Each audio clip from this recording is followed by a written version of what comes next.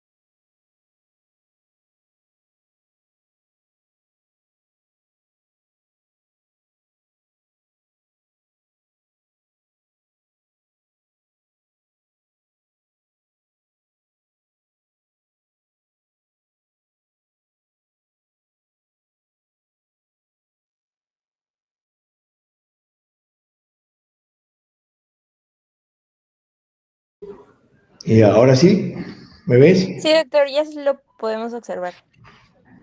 Aló, ¿Me escucha? Nelly, hola, ¿No me escucha, doctor? hola, hola, Nelly. Doctor, creo que no me escucha. ¿Yo sí te escucho? ¿Me escucha o no me escucha? Sí, te escucho, perfecto. ¿Tú me escuchas? Ah, ya, ok. Es que le estaba hablando y no me respondía y creí que no me Ya, escuchaba. no, que ya, ahora sí, ya entró la computadora. No se preocupe. Ya, ahora quiero ver, espérate, déjame ver si. Pucha, tengo que reiniciar todo. Déjame ver, compartir pantalla. Ya, ahora.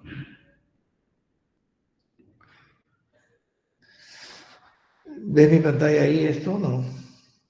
¿Se ve ahí la clase? No, todavía no se ve. No se ve todavía.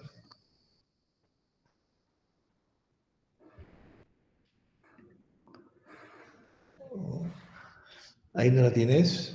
No, no. A ver.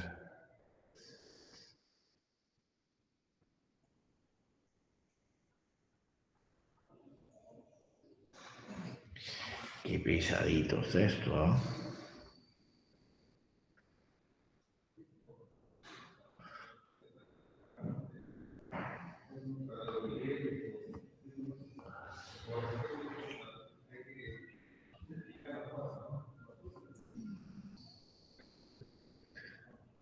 Desde la pandemia creo que no edito por acá.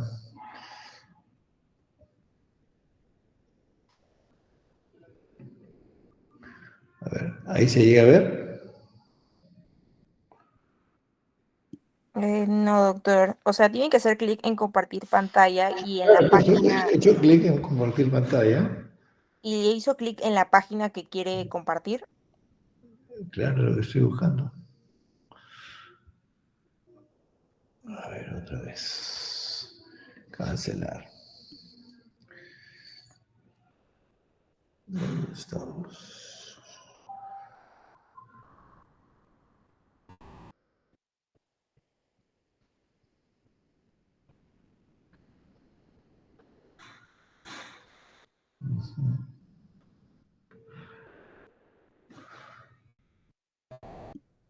Doctor, o si no, también yo puedo compartir pantalla si gusta. ¿Y cómo la compartimos? Acá está. Ya, ahora sí. Ahora sí se observa. Listo. ¿Ya? Sí, Ok. sí se observa. Ya. Ok. Ok, listo.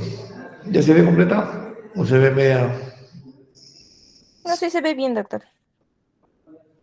Ya, pues yo lo tengo acá compartida. Usted sí le ven a pantalla completa. Sí, sí se ve, doctor. Ya, ok. Bueno, ya, sorry por la demora. Hemos perdido como 20 minutos. Bueno, vamos a hablar sobre las lesiones traumáticas. Hablar básicamente de fracturas, ¿ya? Espérate que ahora.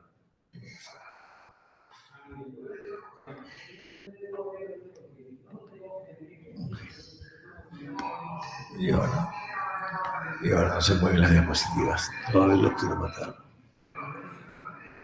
En la parte inferior hay una flechita, no sé si logra visualizar. En la parte inferior izquierda, ahí le hace clic en las flechitas. En la flechita de mi diapositiva, sí, pero no. Ahí, ahora sí, a ver. Ah,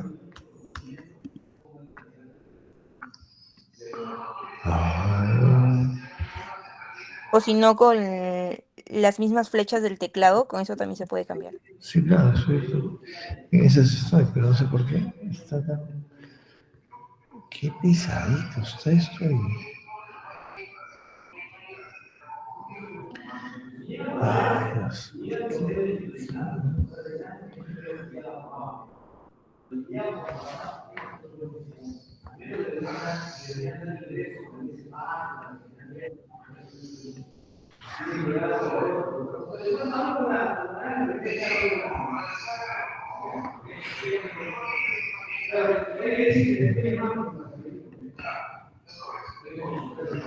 Ni para atrás ni para adelante.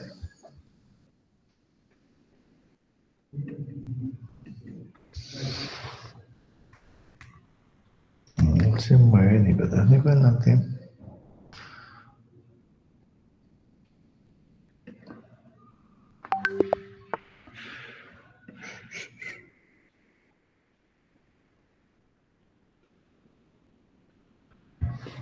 Por Dios.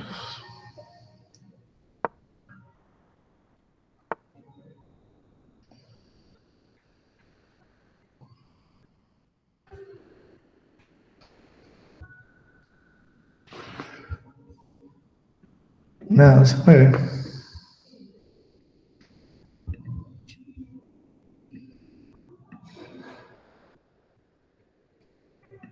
¿No hay alguien que lo pueda ayudar, doctor? Sí, estoy en esos.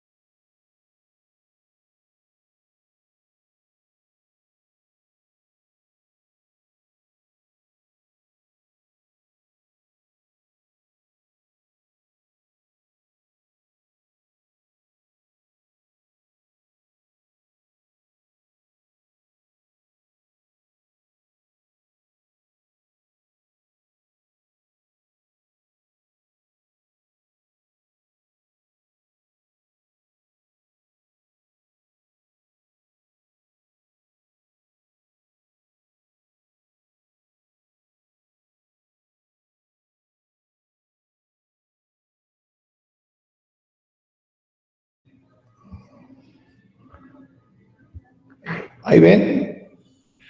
Sí, doctor, está en la diapositiva de fracturas. Ok, ya. Ok, bueno, sorry, nuevamente. Que le falta de práctica. Bueno, ya vamos a hablar de eso. Entonces, básicamente la clase era de fracturas. Entonces, fracturas no solamente es la pérdida, no es tan simple como la pérdida de continuidad del hueso, o que se rompió el hueso así de simple, sino que para que se rompa el hueso para que se rompa el hueso tiene que contundirse la piel, el músculo, los tendones, todas las partes blandas que rodean al hueso, ¿no? Entonces no es tan simple como eso, como lo vamos a ver más adelante. Pero en fin, es la definición tradicional, ¿no? Es la pérdida de continuidad en un hueso. Y los mecanismos pueden ser directos o indirectos, ¿no? Directos cuando la fractura es directamente en el punto de impacto del traumatismo, indirecto cuando es a distancia del punto de impacto, ¿no? La idea de ahora era darle algunos principios del manejo de las fracturas, los mandamientos, ahora que tenemos un papá peruano, pero en fin, vamos ganando tiempo que hemos perdido bastante.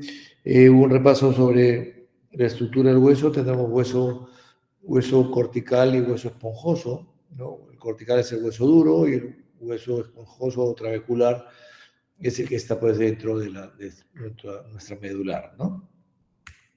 Entonces, como ven ahí en estas fotos, el hueso esponjoso, esa es una foto de un fémur proximal, de una cadera, ¿no? En azul, el hueso cortical, en rojo, la imagen de la parte metafisiaria de la cadera, el hueso trabecular. Ven esas trabéculas como son.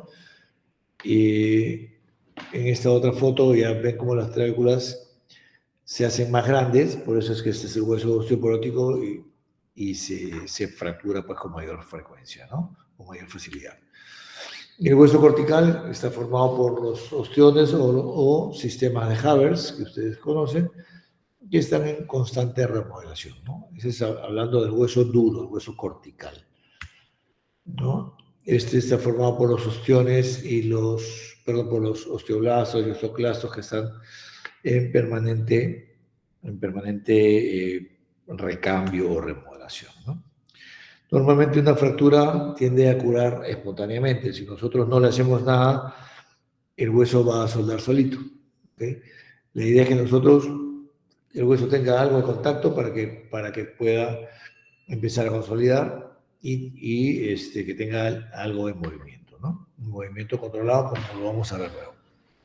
Ya el callo óseo es la respuesta natural del hueso al movimiento de los fragmentos, pero obviamente un movimiento controlado, porque el exceso de movimiento nos va a llevar a una pseudoartrosis. Entonces, el hueso es lo máximo, el hueso es único, la cicatriz del hueso es hueso, ¿no? El hueso cura autoproduciéndose. Entonces, para que tengan una idea, en una radiografía, cuando nosotros vemos formación de callo, hablamos de consolidación indirecta, y cuando no vemos callo, hablamos de consolidación directa. O sea, ¿qué significa? Indirecta, porque vamos a ver callo y hay cierto movimiento. Y directa es porque cura por dentro digamos, por dentro de la medular, ¿ok? Entonces, para eso necesitamos que no tenga nada de movimiento. Ahí ven en esta foto un radio que ha sido operado, una placa con tornillos, y al medio, si pueden observar bien, hay un trazo de fractura muy tenue que está pues en proceso de consolidación. No van a ver callo porque está consolidando internamente, ¿no? Por eso se llama consolidación directa, que no vamos a ver callo. Pero tanto para la consolidación directa o indirecta siempre necesitamos algunas condiciones, ¿no? Condiciones biomecánicas, que lo da la parte de estabilidad, el movimiento, y la capacidad biológica que nos lo da la vascularidad. Entonces, para que un hueso consolide necesitamos que tenga buen aporte sanguíneo y una adecuada estabilidad. Esa es la cascada del proceso de consolidación. Cuando un hueso se rompe, sangra, ¿correcto? La sangre se produce en la médula ósea, entonces el hueso se rompe, sangra y se forma un hematoma. Este hematoma nos va a dar este tejido de granulación que va a llevarnos a una diferenciación celular, y es que ahí nosotros entramos a tallar, ¿no? Ahí el traumatólogo empieza a tallar y dice, uy, a ver, esta fractura, ¿qué necesita? Necesita estabilidad absoluta, relativa, vemos cómo la vamos a tratar, ¿no? Entonces, esto nos va a llevar a una consolidación directa o una consolidación indirecta. Entonces, nosotros, durante ese proceso de consolidación, es que, antes que se termine, obviamente, en el segundo escalón de la cascada de la consolidación, empezamos a tallar, empezamos a tratar a este paciente y a esta fractura, y vamos a darle la fijación que necesita. Entonces hablamos de estabilidad, hablamos de la estabilidad total, que no hay nada de movimiento, es la inmovilidad. La inmovilidad parcial, que hay cierto movimiento, y cuando no hay inmovilidad, quiere decir que hay demasiado movimiento, ¿no? Entonces, hablamos de estabilidad absoluta, relativa e inestable. Cuando hay mucho movimiento, los fragmentos son inestables, y esto no es bueno porque esto nos va a llevar a una pseudoartrosis o una no unión de los fragmentos. ¿Okay? Vamos a repetir esto varias veces hasta que se les grabe, y es súper importante para que ustedes puedan entender cómo es el tema de la consolidación y de las diferentes formas de consolidar y de tratar las fracturas. Entonces, la estabilidad va desde una estabilidad absoluta hasta una inestabilidad, que es la pseudoartrosis, pasando por la relativa, que viene a ser la consolidación directa con callo. La fijación interna, que tiene que ver con la biomecánica, nos va a dar la estabilidad y va a darnos inmovilidad total o poco movimiento. Esa movilidad total es estabilidad absoluta, el poco movimiento es estabilidad relativa, que eso es lo que normalmente buscamos. Les adelanto. Estabilidad relativa lo buscamos para fracturas de los huesos largos, digamos, una fractura de un fémur, de una tibia, de una diáfisis de fémur, una diáfisis de tibia. Y estabilidad absoluta va para las fracturas articulares. Ese es digamos, un primer concepto, un primer tip para que lo tengan en cuenta. Hay 4 tipos de fuerzas que actúan sobre un hueso, ¿no? Sobre un hueso largo. La carga axial, los movimientos flexores, que son antero, posterior y lateral, y las cargas de torsión. De esa forma es que se fractura el hueso. Entonces, nosotros para tratar las fracturas tenemos que darle, digamos, oponernos a esas fuerzas. ¿Sí? Por eso debemos conocer el mecanismo de fractura para luego nosotros oponernos a esas fuerzas y darle tratamiento correcto. Los tipos de fracturas, que pueden ser abiertas o complicadas, cerradas o simples, múltiples o comminutas, fracturas incompletas, ¿no? Según su mecanismo de producción pueden ser directas o indirectas, como dijimos al principio. Las indirectas, que son, digamos, alejadas del sitio de la fractura, puede ser por compresión, por flexión, por cizallamiento, torsión o tracción. Y las incompletas, que son generalmente las fracturas en niños muy frecuentes, las fracturas de tallo verde, es que solamente se rompe una cortical o una fisura, que una fisura no es en un niño, es una fisura, puede ser en un adulto, pero la fisura no es otra cosa que una fractura incompleta. ¿Sí? Fisura es una fractura, acuérdense, no es una fisurita, no. Una fisura es una fractura, pero incompleta.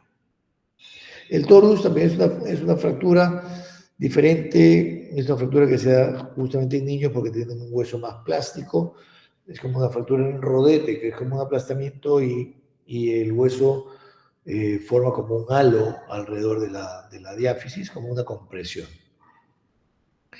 Y ya las fracturas que son completas son las simples o comminutas o desplazadas, ¿no? Por ejemplo, esta es una fractura oblicua corta. ¿De qué hueso? Bueno, eso es del fémur, es una fractura diaficiaria del fémur, oblicua corta. Esta otra es una fractura también del fémur, una fractura comminuta, acá ven que es una fractura que ha estallado por un proyectil de arma de fuego, ¿no? Es una fractura muy comminuta en muchas partes. Y esta otra también es un fémur, que es una fractura espiroidea, que generalmente es por una torsión. Entonces hay diferentes mecanismos de producción de una fractura. Ahora, para hablar todos el mismo idioma, ya tenemos una clasificación universal, que es la clasificación AO, que es más fácil, por lo menos, para poder ubicarnos en qué hueso es, en qué parte del hueso y qué tipo de fractura. Ya luego hay otras más clasificaciones más especializadas, pero por lo menos ahora poder nosotros hablar del mismo idioma de la localización, ¿no? Entonces hablamos de que el húmero es el número 1, el antebrazo es el número 2, el muslo o fémur el número 3 y la pierna el número 4. Hablamos de los huesos largos, ¿no? Y entre los huesos largos, si no es cierto, acá tenemos los huesos, el 1, 2, 3, 4. Dentro del mismo hueso, el 1 es la parte del hueso que está rota, o sea, la fractura en la parte proximal, 2 en la parte diaficiaria y 3 en la parte distal, ¿no? Proximal, medio, distal. Entonces ahí tenemos ya dónde se fracturó el hueso. Se fracturó qué hueso y dónde. ¿Correcto? ¿Hasta ahí estamos? Supongo que sí. Ok. Y ahora, esos eran los números. Y ahora, las letras. A, B y C, siempre hablando de fracturas diafisiarias. La A es una fractura simple, o sea, simple a dos fragmentos. La B es una fractura que tiene un tercer fragmento en cuña. Y la tipo C ya es una fractura, perdón, compleja, ya con varios fragmentos, ¿no? Que ya vienen diferentes tipos, luego ya más unas subdivisiones también, ¿no? Pero la idea es que vean que la dificultad o la gravedad va pues de menos a más, ¿no? Obviamente las tipos C son más graves. Y si hablamos de las fracturas de las partes distales, o sea, las fracturas articulares, distales o proximales, tenemos que las tipo A son extraarticulares, que no comprometen la articulación.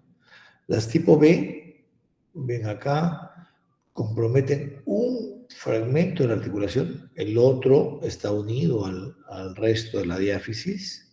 No sé si me siguen acá con el cursor, no sé si se llega a ver. Y la tipo C es que es la que llamamos completamente articular, porque la metáfisis, la diáfisis, está completamente separada de la articulación. ¿Me va siguiendo hasta ahí? Sí, doctor. Ok, Sí, doctor. ya. Entonces, en este ejemplo, ya que me han contestado, ¿qué fractura es esa?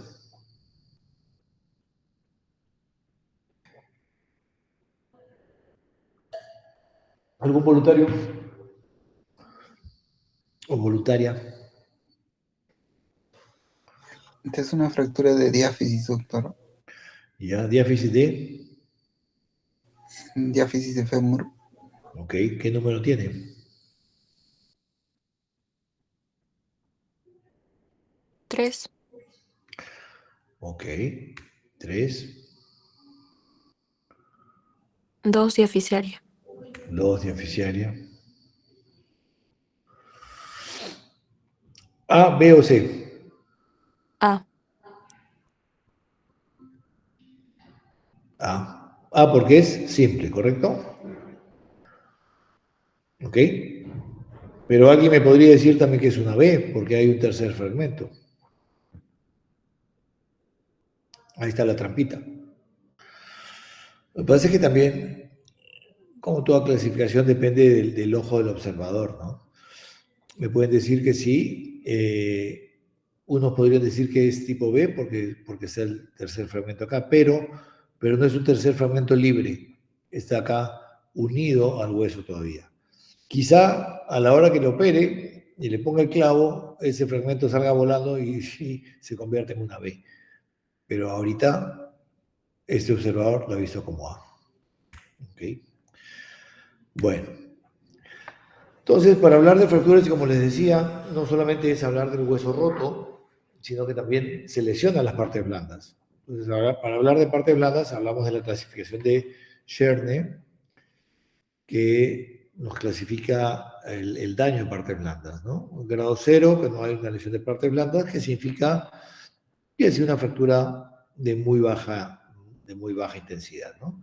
La grado 1 ya hay un poquito de abrasión superficial, un poco de edema, contusión, un hematoma, quimosis por ahí. La grado 2, que es como esta que está en la foto, ¿no? Que es una abrasión ya profunda, edema, contusión, ya hay flictenas o ampollas, ¿no? Y hay que ver si las ampollas son como estas amarillitas, que son cerosas, o rojas, que son hemorrágicas. Obviamente las rojas serán más graves, porque significa que hay más daño de dermis y epidermis, ¿no? Entonces, esto nos dice que, ok, esto ha sido una fractura de mayor energía. Y la de tercer grado son las mismas que estas, pero asociadas ya a un síndrome compartimental, a lo cual ya tiene que hacerse una fasciotomía y hacer una cirugía, porque esto ya es una emergencia, ¿correcto? Y si hablamos de partes blandas, también pues ya hay que hablar de las fracturas expuestas. Aprovechamos a hablar de fracturas expuestas, la clasificación de Bustilo y Anderson, que nos dice que las lesiones expuestas de primer grado, que son lesiones pequeñas, exposiciones pequeñas de heridas menor de 1 centímetro, con leve contusión, generalmente son de dentro para afuera. ¿No? La de segundo grado, que ya son un poquito más grandes, más de 1 centímetro, también si hay contusión, edema. Y las de tercer grado, que son ya mucho más grandes, más serias, y que tienen una subclasificación, que son las 3A, 3B y 3C. Una 3A es como una fractura expuesta grande, pero la cual que todavía tenemos una buena cobertura para poder cubrir nuestro hueso y nuestras partes blandas y nobles. La B es la que tenemos una gran exposición ósea y no podemos cubrirla, ¿ok? Entonces con la A podemos cubrirla, podemos hacer colgajos, etc. Con la B ya no podemos cubrirla, es una gran exposición ósea. Y la C está asociada a lesiones vasculonerviosas, que son generalmente las que terminan quizá amputándose, ¿no? O sea, son ya lesiones mucho más serias, ¿no? Como toda regla tiene sus excepciones, ¿no? Por ejemplo, un herido de bala tiene una lesión pequeña, puntiforme, pero la debemos manejar como si fuera de tercer grado, ¿no? Entonces, lo que quiero decir es que no es tan simple como que el tamaño de la exposición nos va a decir cómo manejarla y qué grado es, ¿no? Es una guía, pero, por ejemplo, si tenemos una fractura expuesta que llega con más de 8 horas de evolución, pucha, puede ser muy pequeña, pero si tiene más de 8 horas es considerada pues, una, el- una fractura de tercer grado y hay que manejarse como tercer grado. O una lesión en una granja, pues no es lo mismo que tener una lesión en la pista, que te caigas de la moto, de la bicicleta, tienes una fractura expuesta en la pista, que te caigas en un basural y tengas los gérmenes de un basural. Entonces, hay que tener ese tipo de consideraciones. Y hablando de fracturas expuestas, ¿cómo manejamos las fracturas expuestas? Bueno, el manejo inicial es una buena limpieza quirúrgica y colocar este aparato que se llama fijador externo. El fijador externo, ya ustedes están rotando por sus hospitales, en algunos ya habrán visto seguramente la colocación de algún fijador externo, que es manejo temporal de las fracturas expuestas. O sea, la idea de un fijador expuesto, de un fijador externo, y así fue concebido, es para que manejen temporalmente las fracturas expuestas hasta que mejoren las partes blandas. Esa es la idea, estabilizar una fractura hasta que mejoren las partes blandas. Que ahora en nuestro país sí, pues en algunos sitios se maneja en forma definitiva, sí es correcto. Pero tienen que saber que esto es normalmente concebido como un manejo temporal de las fracturas hasta que mejoren las partes blandas. ¿Por qué? Porque también tiene sus complicaciones la fijación externa. Podemos llevar gérmenes de afuera hacia adentro del hueso y producir una osteomelitis también, ¿no? La infección por el trayecto de los pines. Entonces, si no los cuidamos adecuadamente, podemos llevar una infección también. Entonces, importante que tengan ese dato. Ahora, como les decía, hablando ya de las fracturas en sí, mecanismo directo, miren esta patada muy fea, en la foto de arriba, no, esto es directo con la patada, y en la foto de abajo es indirecto. Se siente solito, ha tenido una torsión y crack, se fracturó la pierna. Los síntomas ya hablando de la anamnesis, ¿no? Los síntomas de una fractura, pues es evidente el dolor, ¿no? Ahí la cara del futbolista lo dice todo. Hay dolor, impotencia funcional, pues no se va a poder mover. En el caso del miembro inferior no se va a poder parar. Edema, equimosis, en algunos casos hay crépito óseo, deformidad y una movilidad anormal de la extremidad. El diagnóstico radiológico, una fractura siempre pues, es mandatorio una radiografía, pero no se queden contentos con una radiografía porque en la imagen de la izquierda, en esta radiografía aparentemente es una fractura del platillo tibial. Platillo tibial que nosotros podemos ver, aparentemente pues está en su sitio el platillo tibial, ¿no? Con una fractura acá lineal. Pero si nosotros a eso le hacemos esta tomografía, miren, caray, la articulación nosotros la vemos acá como esta línea blanca, ¿ok? Entonces, si ven esta línea blanca, miren cómo la línea blanca se va hasta por abajo. Entonces, a la hora que nosotros operemos esta fractura, vamos a tener que levantar toda esta articulación. Entonces, para eso es la tomografía. Acuérdense, otra cosa importante, todas las fracturas que comprometen una articulación deben pedir una tomografía. Ese es otro dato que tienen que tomar siempre en cuenta. Fracturas articulares, rodilla, tobillo, cadera, muñeca, ¿sí? Compromete la articulación, hay que pedir una tomografía para poder planificar qué cosa hacer, cómo está el cartílago, cómo está la articulación. Bueno, entonces ya tenemos nuestra fractura, ¿qué hacemos? ¿Las operamos o no las operamos? ¿Puede haber tratamiento conservador? Sí, por supuesto. Tratamiento conservador va desde los yesos. Acuérdese, con una fractura debemos inmovilizar una articulación por arriba y otra por debajo de la zona fracturada. A diferencia de un yeso para un esguince, que no necesitamos inmovilizar todo, solamente la zona afectada. Acá sí hay que inmovilizar una articulación por arriba y otra por abajo. Lo complicado del manejo conservador es que hay que hacer un seguimiento semanal, por lo menos, ¿no? O sea, no es que te pongo un yeso y te veo un mes, no. Tengo que tomar una radiografía para poder ver si esas fracturas no se han movido, no se han desplazado, porque si no hay que hacer alguna corrección o terminar operándolas, ¿no? Pero más bien, si ya decidimos operar, ya saben qué principios tenemos. Debemos buscar estabilidad absoluta o estabilidad relativa, ¿no? ¿No? Eso es lo primero que debemos saber. No es que, uy, lo voy a operar, le voy a poner una placa, un clavo. No. Primero tenemos que ver qué cosa quiero hacer, qué estabilidad quiero buscar. ¿Estabilidad absoluta o relativa? O sea, a esta fractura, ¿qué le corresponde? ¿Estabilidad absoluta o estabilidad relativa? Entonces, si decidimos esto, estabilidad absoluta, no quiero que haya nada de movimiento. Ok. Y para que no haya movimiento, ¿qué le pongo? Un tornillo de tracción, una placa de compresión axial, soporte, banda de tensión, tornillo más placa, etc. Y si queremos solamente una estabilidad relativa que tenga alguito de movimiento, tenemos el método de tutor o tutor de soporte, que son los fijadores externos, los fijadores internos, que vienen a ser los clavos intramedulares.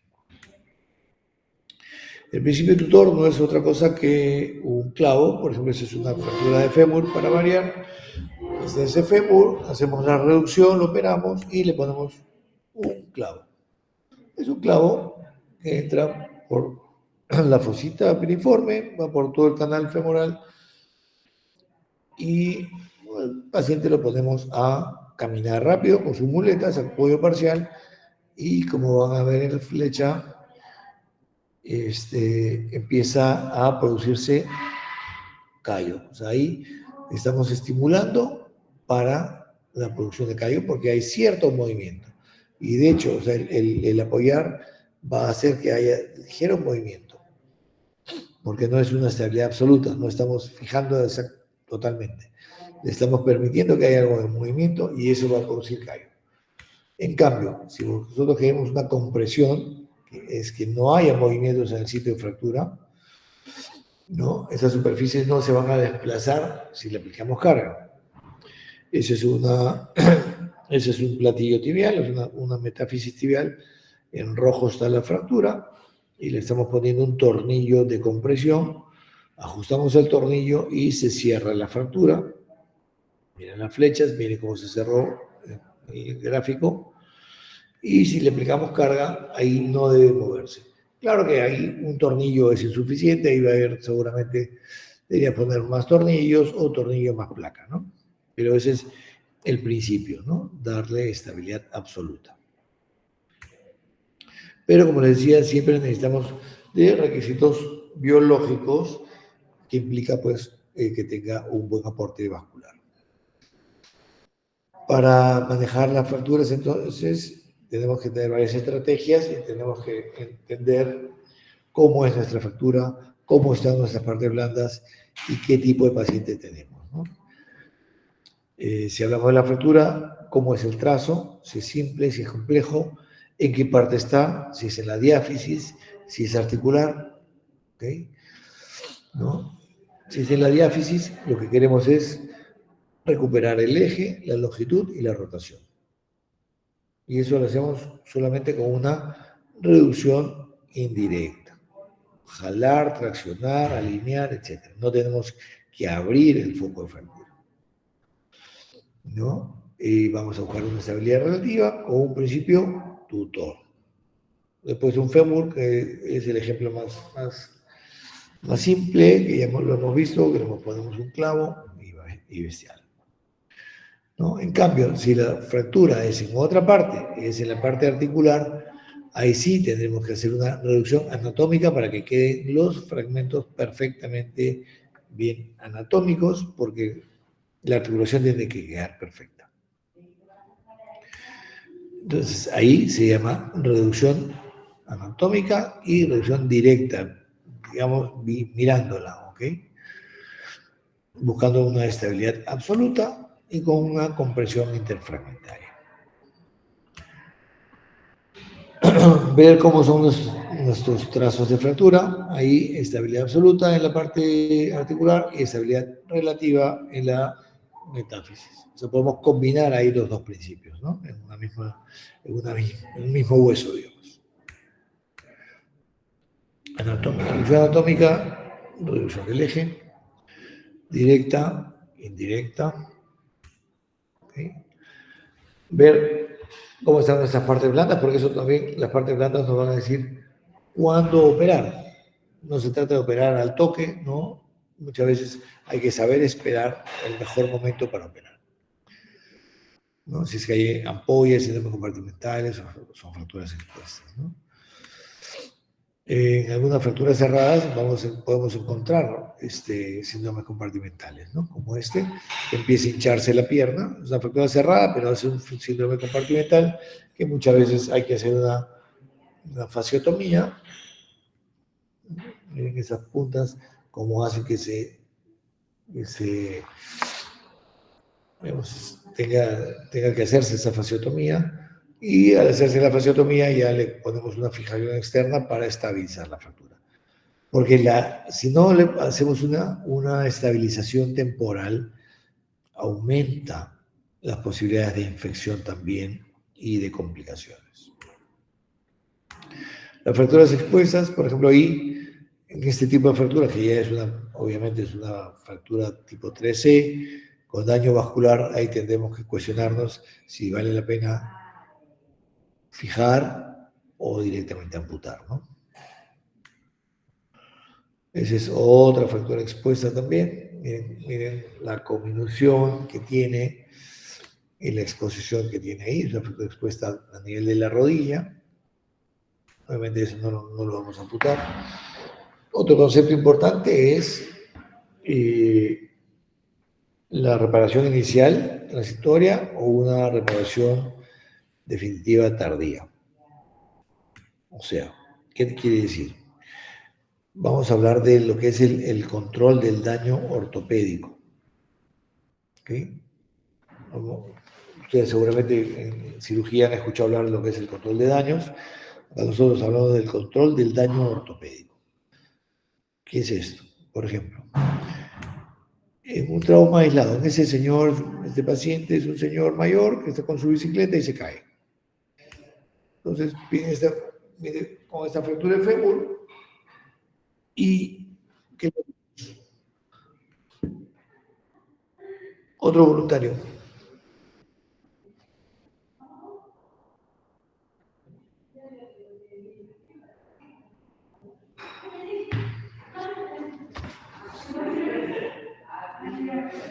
¿Qué le hacemos?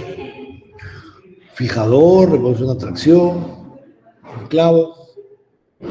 Es una fractura aislada sola del fémur.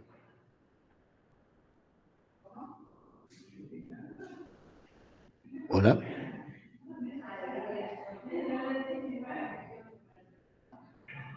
Hola.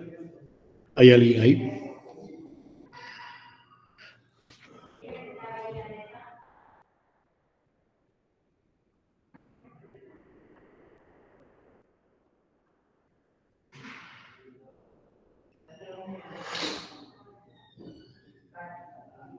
Uy, ¿me escucha? ¿Nelly? ¿Nelly?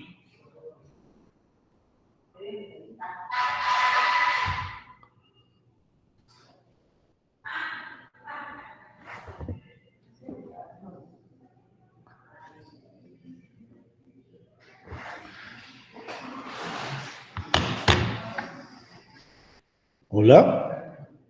Sí, se Sí, se le escucha, escucha, doctor. Ah, doctor. nadie responde. ¿Una atracción? Una atracción. Bueno, a ver.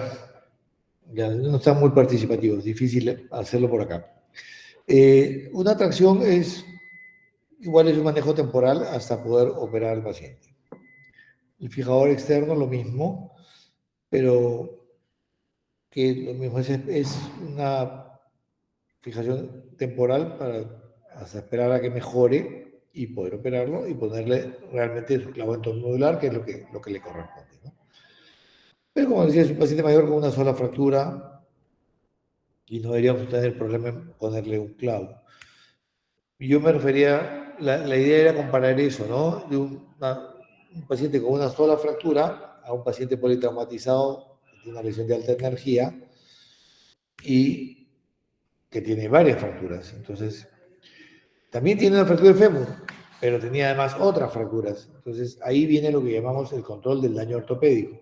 Entonces, es preferible, ahí sí, colocar fijación externa en sus fracturas, en las que tenga, hasta que mejore clínicamente y poder luego ya operarlo, ir haciéndole sus cirugías definitivas cuando su estado general mejore.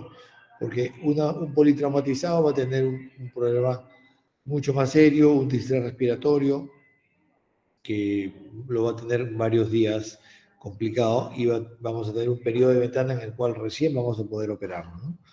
Pues las fracturas van a producir pues, embolias también, entonces hay que esperar a que su estado general mejore y para eso es la fijación externa.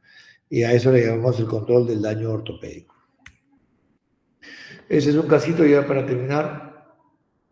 Ese es un casito de un paciente varón de 60 años que tiene una fractura del fémur derecho con proyectil de arma de fuego y presentó esta fractura. Ese señor lo operé, creo que no me acuerdo si fue antes de pandemia o por ahí.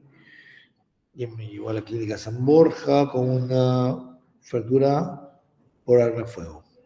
Acá está el proyectil. Miren esa fractura que está bien feita. Estallado. Le hicimos su angiotem también y tomografía de vasos sanguíneos, a ver si había alguna lesión vascular, felizmente no. Entonces se le hizo su fijación externa y con su limpieza quirúrgica y le dejamos una fijación hasta que mejoren las partes blandas, que esté limpio, que fue a la semana, y a la semana ya le hicimos nuestra síntesis definitiva. Entonces, miren, acá le dejamos un fijador externo que nos permitió, ¿qué cosa? Estabilizarlo, alinear la fractura, dejarlo más o menos derechito, visto de frente, y la derecha visto de perfil, que se ve bastante bien alineado. A la semana ya le pusimos su clavo endomedular, que con la ayuda de la fijación externa nos ayudó también a poder pasar el clavo. Estas son fotos del intraoperatorio, como abrimos el canal a nivel del trocánter mayor, con una fresa de 17 milímetros, abrimos el canal y luego colocamos unas guías para luego pasar. Porque no es fácil pasar un clavo con toda esa conminución. se va por cualquier parte. Entonces ya ayudado con ese fijador externo, le pusimos este clavo. Y yo, la verdad que me quedé muy contento, pero el paciente no. Claro, vio esto y dijo, uy, qué feo. Pero el clavo estaba muy bonito. Acá lo importante es que no tocamos el foco de fractura. O sea, acá la gracia es que se respeta toda la biología. Entonces, todo del que hablamos de la cascada, de la consolidación, todo este hematoma está acá. Entonces, al no tocar todo esto, todo ese proceso sigue. Que si nosotros removemos todo ese hematoma, le vamos a quitar toda la vascularidad y eso sí nos va a pegar y va a requerir de injertos y muchas cirugías. En cambio acá, solamente esa fue la única cirugía que tuvo. Y miren, esto fue a los meses y esto fue creo que al año. Entonces miren al año, miren el callazo que formó. Este es el proyectil de arma de fuego que normalmente no hay necesidad de sacarlo. No es como las películas que dicen, uy, hay que sacarle la bala para que se cure. No, mentira, eso es falso. Acá se quedó con su bala y el señor camina feliz de la vida. Miren el callo importante. Entonces lo que quería que vieran con este caso, es importante no tocar el foco de fractura y respetar la biología, ¿no? Estamos, digamos que hablamos de la época de la osteosíntesis biológica. Sin tocar el foco de fractura, atravesamos un clavo y se hace un callo solito.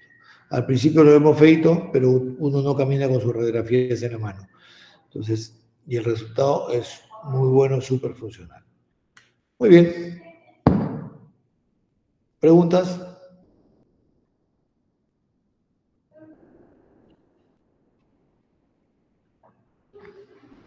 ¿Aló? ¿Preguntas?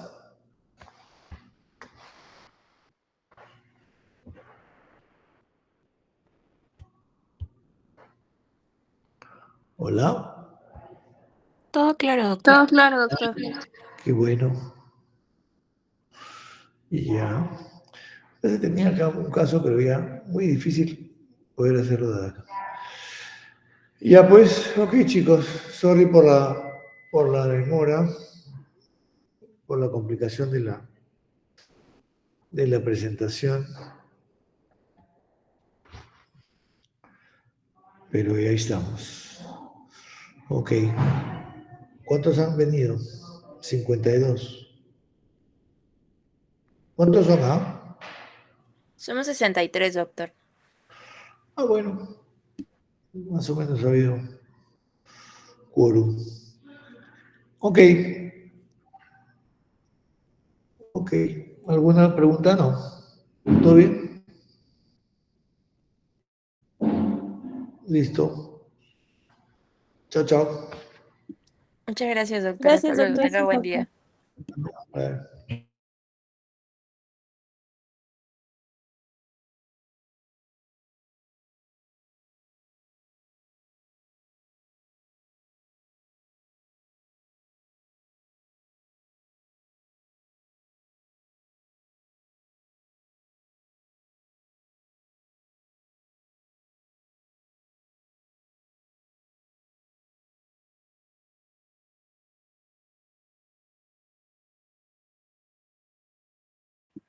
Chicos, no se olviden de colocar su nombre en el chat para considerarlos en la lista, por favor.